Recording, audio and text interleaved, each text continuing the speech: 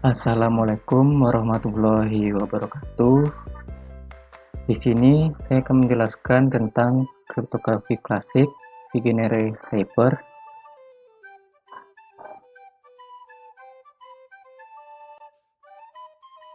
Kenalkan dulu, nama saya Muhammad Iqbal Syam, NIM 18040147, mata kuliah kriptografi.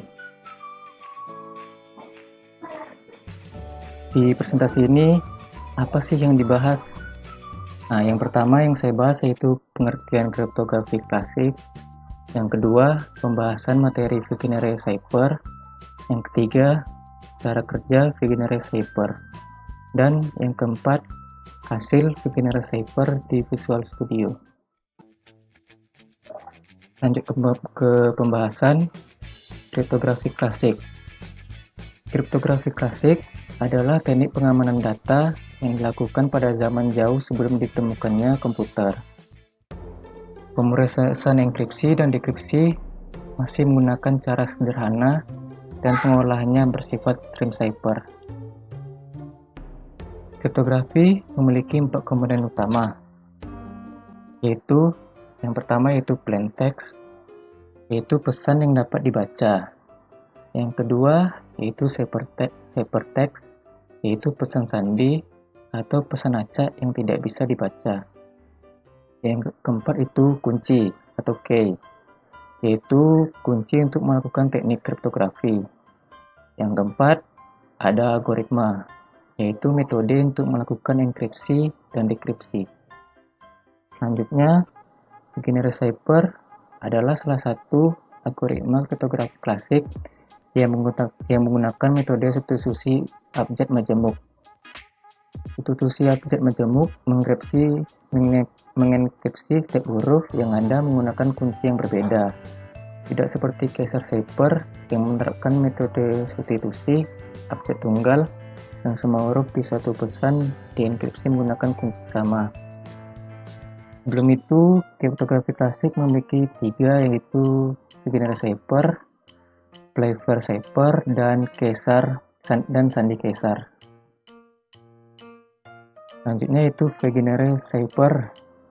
Proses enkripsi dan dekripsi pada beginner cipher bekerja dengan membaca kata per karakter, di mana apabila pesan yang akan dikirim melebihi panjang kunci yang digunakan, maka kunci akan diulang kembali sampai pesan yang dikirim tersebut mendapatkan kunci masing-masing.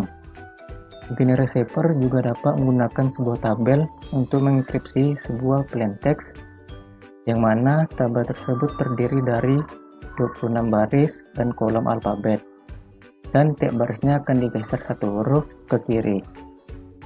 Contohnya itu, misalnya nih saya menggunakan beginner cipher lakukan enkripsi terhadap plain text. Nah, di sini plain text-nya saya menggunakan bengkel. Dan jika diketahui K atau kunci, sini saya menggunakan kuncinya yaitu rumah. Dan dapatlah plain text-nya bengkel dan K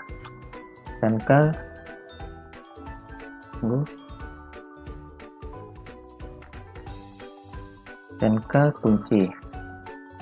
Kenapa di sini jadi rumah ru? Karena terjadi perulangan. Karena bengkel ini kan 7 kata atau 7 huruf dan rumah dan 5, maka terjadi perulangan seperti yang dibilang di sini, di mana apabila pesan yang dikirim lebih panjang kunci yang digunakan, maka kunci akan diulang kembali sampai pesan yang dikirim tersebut mendapatkan kunci masing-masing. Maka terjadilah perulangan seperti ini. Selanjutnya, nah di sini saya akan membahas contoh enkripsi plain text, contoh plain text ke ciphertext. Nah yang di atas ini merupakan plain text-nya. Atas sini ya. Dan yang di sebelah kiri ini, yang di sini yaitu kuncinya. Nah, di sini plain text-nya yaitu bengkel dan kuncinya yaitu rumah ru. Nah, kita mulai dulu dari plaintext-nya. Plaintext-nya kan di sini B dan kuncinya R. Maka kita mulai dari atas ini, plaintext-nya B dan kuncinya tadi R. Maka di sini, maka R di sini ya. Maka kita urutkan B, R kolomnya dan ketemu di barisnya S. Dapat hypertext-nya selanjutnya S. Ya, S. Selanjutnya plaintext dan kunci U. Berarti di sini ya plaintext-nya kuncinya U. Maka kita tarik dari plaintext, tarik bawah sampai ke arah U. Maka dapat hasil hypertext-nya yaitu Y. Hypertext-nya Y. Selanjutnya plaintext-nya N, kuncinya M. Sama seperti tadi,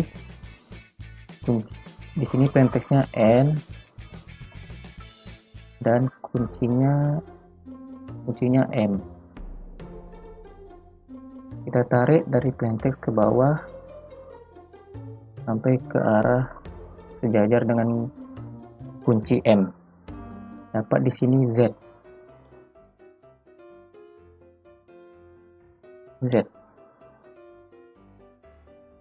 Selanjutnya G, plaintext G dan A.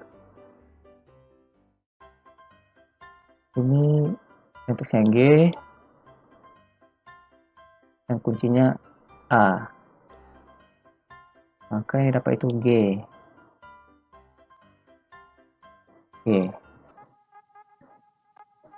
Selanjutnya proses dekripsi Wegener Cypher. Dalam dekripsi ialah kebalikan dari enkripsi, yaitu mengubah kembali bentuk tersamar tersebut menjadi informasi awal dan mengembalikan hypertext menjadi plaintext. Ingat ya, di sini hypertext menjadi plaintext, menjadi nilai aslinya dengan menggunakan kunci yang sama. Nah, seperti yang tadi, plaintext-nya itu bengkel, kuncinya Sumaru. Nah, di sini nih kan hypertext-nya menjadi plaintext. Plaintext-nya nggak kita adain, nantinya jangan dihiraukan plaintext-nya. Sini rumusnya kunci dengan hypertext. Kunci dengan hypertext, maka akan dihasilkan nilai aslinya yaitu plaintext. Nah, di sini kuncinya yaitu rumah ya, Sumaru, berarti kuncinya R, hypertext-nya S.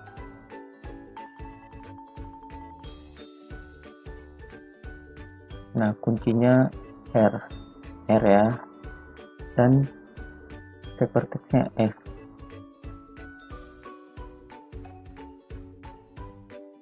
Nah, ini kuncinya R, hypertext-nya S. Maka yang didapat itu nih, plaintext-nya B, berarti B. Dan yang kedua kuncinya U, hypertext-nya Y. Nah, kita cari dari kuncinya U ya, ini ya U, hypertext-nya Y. Nah, kita lihat ke atas. Nah, ini plaintext-nya E. Selanjutnya kuncinya M dan hypertext-nya Z. Kuncinya M, ini M, dan hypertext-nya Z. Ini. Maka kita lihat ke atas, plaintext-nya N. Nah, seperti itu contoh dekripsi dari dari hypertext ke plaintext untuk mendapatkan nilai aslinya. Sudah, maka saya akan menjelaskan tentang program yang ada di Visual Studio-nya, hasil proses enkripsi dan dekripsi di Visual Studio-nya. Lanjut, Di sini saya sudah memasukkan programnya, program dari enkripsi beginner Cipher. Di baris pertama sampai ke-6 itu yaitu variabel dekripsinya yang digunakan, dan dari baris sini sampai sini yaitu pengecekan terhadap jumlah kunci yang digunakan. Jika panjang kunci tidak sama dengan panjang plaintext, maka kunci akan diulangi jumlah plaintext. Di sini kenapa modnya 256? Karena dalam Visual Studio ini dia menggunakan kode standar ASCII modulus standar ASCII sampai 256. Standar ASCII yaitu terdiri dari huruf, kata, dan simbol. Nah, di sini saya mencoba ngeran programnya.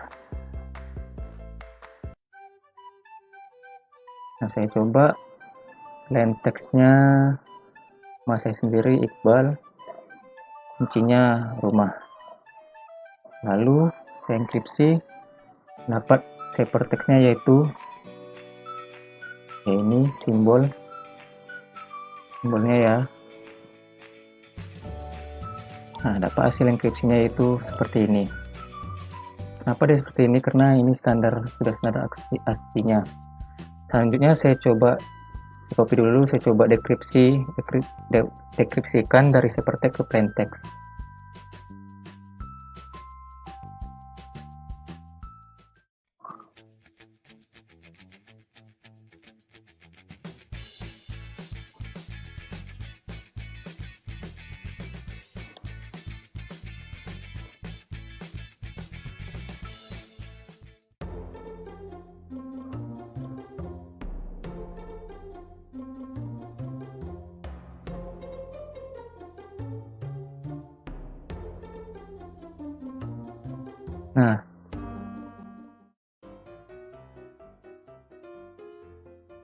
Nah, ini hasil programnya. Di sini membedakan enkripsi yang program tadi dengan yang dekripsi sekarang, itu program tadi menggunakan plus dan di program ini menggunakan menggunakan tanda kurang. Lalu saya coba mengerun programnya, mendekripsikannya. Tadi seperti tadi, key-nya tadi rumah, saya akan menghasilkan nama saya tadi, Iqbal. Nah, beginilah hasil dari dekripsi hypertext ke plaintext atau nilai aslinya. Nah, dari sini saya rasa sudah cukup dari penjelasan saya. Wassalamualaikum warahmatullahi wabarakatuh.